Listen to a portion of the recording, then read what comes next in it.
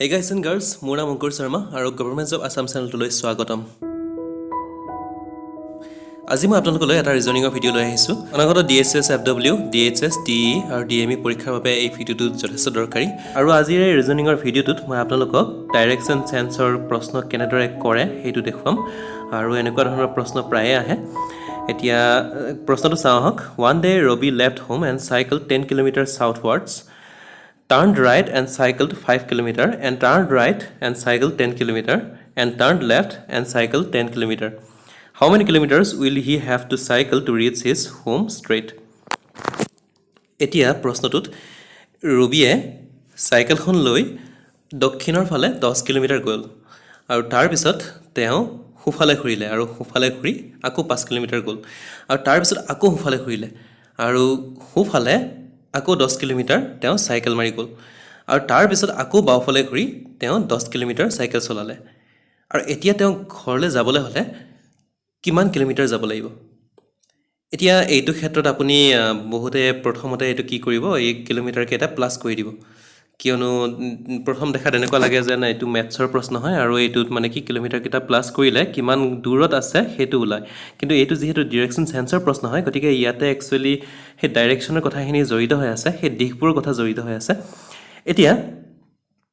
এতিয়া এনেকুৱা ধৰণৰ প্ৰশ্ন কৰাৰ আগতে আপুনি এটা কথা গম পাব লাগিব যে মেপ এখনত বা যিকোনো আমি যদি 2D ছাৰ্ফেচ এখনত আমি যেতিয়া ডাইৰেকশ্যন উলিয়াওঁ বা এতিয়া কাগজ এখনত যদি আমি ডাইৰেকশ্যনবোৰ বা দিশবোৰ আমি যদি ৰিপ্ৰেজেণ্ট কৰিব লাগে বা দেখুৱাব লাগে, তেনেহ'লে সদায় ওপৰৰ ফালে সদায় কি ব্যৱহাৰ কৰা যায়? ওপৰৰ ফালে সদায় উত্তৰ বুলি ধৰা যায়। গতিকে মই ইয়াতে লিখি লৈছোঁ, এতিয়া ওপৰৰ দিশে সদায় কি হ'ব? নৰ্থ হ'ব। মই ইয়াতে এন লিখিছোঁ। তাৰপিছতে তলৰ ফালে কি হ'ব? তলৰ ফালে চাউথ হ'ব, বিপৰীত ফালে বা তলৰ ফালে সদায় চাউথ হ'ব আৰু সোঁফালে সদায় ইষ্ট হ'ব আৰু বাওঁফালে সদায় ৱেষ্ট হ'ব। গতিকে এইটো মনত ৰাখিব, মেপত সদায় ওপৰলৈ নৰ্থ থাকে, তললৈ চাউথ থাকে, সোঁফালে ইষ্ট থাকে আৰু বাওঁফালে ৱেষ্ট থাকে। এতিয়া ৰবিলৈ চাওঁ আহক। এতিয়া ৰবি ঘৰৰ পৰা যেতিয়া ওলালে নহয়, তেতিয়া চাউথ ৱাৰ্ডছ মানে দক্ষিণ ফালে 10 কিলোমিটাৰ চাইকেল মাৰি গ'ল। বাৰু মই ইয়াতে হেৰি কৰিছোঁ, এইখিনিত যেনিবা ঘৰটো আছিলে, বাৰু মই প্ৰথম হেৰিখিনি ইৰেজ কৰি লৈছোঁ। তাৰপিছতে বাৰু এইখিনিত বাৰু ৰবিৰ ঘৰটো আছিলে আৰু ঘৰৰ পৰা প্ৰথমতে দক্ষিণলৈ গ'ল। এতিয়া দক্ষিণ ফালে হ'লে নিশ্চয়কৈ তলৰ ফালে হ'ব লাগিব, কাৰণ মেপত বা যিকোনো ধৰণৰ 2D ছাৰ্ফেচ এখন আমি যদি দিশবোৰ আঁকো তেনেহ'লে আমি তললৈ সদায় চাউথ দিওঁ। গতিকে তলৰ ফালে এতিয়া কিমান কিলোমিটাৰ গৈছে? তলৰ 10 কিলোমিটাৰ গৈছে, কাৰণ ইয়াতে 10 কিলোমিটাৰ আছে। মনত ৰাখিব, সেই মন কৰি যাব। এতিয়া তলৰ ফালে কিমান কিলোমিটাৰ গৈছে? বাৰু এইখিনি মই 10 কিলোমিটাৰ বুলি ধৰিলোঁ। বাৰু এতিয়া এইখিনি পইণ্টত আছে আৰু সেই পইণ্টৰ পৰা ৰবিয়ে কি কৰিলে? সোঁফালে ঘূৰিলে। এতিয়া সেইটো পইণ্টলৈ আপুনি যদি তলৰ ফালে যদি মুখ কৰি থাকে তেনেহ'লে সোঁফাল কোনফালে হ'ব বাৰু? এতিয়া সোঁফালে নিশ্চয় এইটো ছাইডত সোঁফালে হ'ব লাগিব। এতিয়া কাৰণ আপুনি চাওক, যদি ওপৰৰ ফালৰ পৰা তললৈ আহি থকা যায় তেনেহ'লে সেইজন মানুহৰ বাবে সোঁফাল নিশ্চয়কৈ হ'ব, যদি আমাৰ বাওঁফালটো হ'ব। গতিকে এইটো ডাইৰেকশ্যনত কিমান কিলোমিটাৰ গৈছে? 5 কিলোমিটাৰ গৈছে। গতিকে তাৰ মানে এতিয়া প্ৰথমে দক্ষিণলৈ আহিছিলে, দক্ষিণৰ পৰা তেওঁৰ কাৰণে সোঁফালটো হ'ব, আমাৰ কাৰণে যিটো বাওঁফাল মানে সেইটো হ'ব পশ্চিম ছাইড হ'ব। আৰু গতিকে পশ্চিম ছাইডে কিমান গ'ল? পশ্চিমৰ দিশে কিমান গ'ল? 5 কিলোমিটাৰ গৈছে। তাৰপিছত আকৌ ৰাইট ছাইডে ঘূৰিলে আৰু ৰাইট ছাইডে ঘূৰি 10 কিলোমিটাৰ গ'ল। বাৰু এতিয়া এইটো পইণ্টৰ পৰা যদি মানুহজন পশ্চিম ফালে যদি মুখ কৰি আছে তেনেহ'লে তেওঁৰ সোঁফাল যিটো হ'ব নহয়, সেইটো আকৌ ওপৰলৈ হ'ব আৰু ওপৰলৈ তাৰমানে উত্তৰ ফাললৈ হ'ব।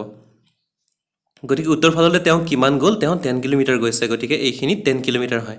আৰু তাৰপিছত তেওঁ আকৌ বাওঁফালে ঘূৰিলে আৰু উত্তৰ ফালৰ পৰা যদি উত্তৰ ফালে মুখ দি থকাৰ পিছত যদি বাওঁফালে ঘূৰা যায় তেনেহ'লে কোনফালে হ'ব? নিশ্চয়কৈ পশ্চিম ফালে হ'ব লাগিব। গতিকে তেওঁ পশ্চিমৰ দিশে কিমান কিলোমিটাৰ গ'ল? আকৌ 10 কিলোমিটাৰ গৈছে। গতিকে সেইটো মন কৰিব, পশ্চিম ফালে এতিয়া এইটো 10 কিলোমিটাৰটো। এতিয়া এই পইণ্টটোৰ পৰা প্ৰথম তেওঁৰ যিটো ঘৰ আছিলে, ঘৰলৈ কিমান দূৰ হ'ব বাৰু? এতিয়া আমি যদি চাবলৈ যাওঁ, এইখিনি কিমান হয়? এইখিনি 10 কিলোমিটাৰ হয় আৰু 10 কিলোমিটাৰ আৰু তাৰপিছতে আকৌ এইখিনি কিমান আছিলে? 5 কিলোমিটাৰ।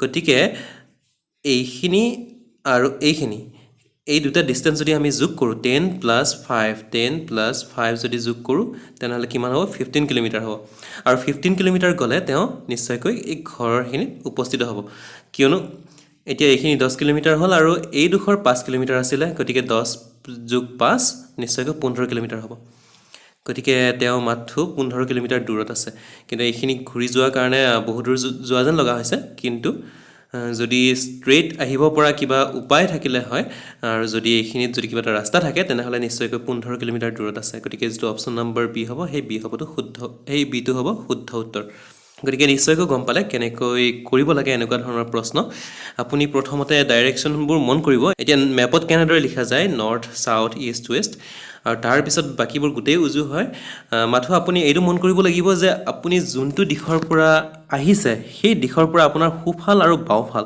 সেইটো কোনফালে পৰে আপুনি সেইটো ভালদৰে মন দিব লাগিব যদি আপুনি সেইটো ভুল কৰে তেনেহ'লে নিশ্চয়কৈ নহ'ব এতিয়া আপুনি যিটো হিচাপত এতিয়া আপুনি যেনেকৈ চাব সেইটো ডাইৰেকশ্যনত নিশ্চয়কৈ নহ'ব সেই মানুহজনে যিটো ফালৰ পৰা আহিছে আৰু তেওঁৰ সেইটোৰ প্ৰতি লক্ষ্য ৰাখিহে আপুনি সোঁফাল বা বাওঁফালটো উলিয়াব লাগিব আৰু তেনেহ'লে আপুনি নিশ্চয়কৈ অতি সহজতে উলিয়াব পাৰিব আৰু মই এনেকুৱা ধৰণৰ প্ৰশ্ন আৰু কৰি দিম যদিহে আপুনি বুজি পোৱা নাই নিশ্চয়কৈ চাই থাকিব আৰু ভৱিষ্যতে মই মাৰ্কাৰ বৰ্ডত কৰি দেখুৱাম এনেকুৱা প্ৰশ্নবোৰ আৰু তেনেহ'লে দেখুৱাবলৈ সুবিধা হ'ব আৰু আপোনালোকৰ বুজি পাবলৈ সুবিধা হ'ব গতিকে নিশ্চয়কৈ চাব আৰু এইটো মাহতেই ভালেকেইটা পৰীক্ষা হোৱাৰ সম্ভাৱনা আছে গতিকে আমাৰ এই ছিৰিজটো নিশ্চয়কৈ চাই যাব মই ৰিজনিঙৰ গোটেইবোৰে আলোচনা কৰিম আৰু লগতে ভালেকেইটা পোষ্টৰ বাবে কম্পিউটাৰ ছায়েন্সো যথেষ্ট দৰকাৰী গতিকে আমাৰ অহাকালিৰ পৰা কম্পিউটাৰ ছায়েন্সৰ ভিডিঅ' আহিব গতিকে নিশ্চয়কৈ চাব চ' গাইজ এণ্ড গাৰ্লছ আজিলৈ ইমানেই পৰৱৰ্তী ভিডিঅ'ত আকৌ লগ পাম love you all bye bye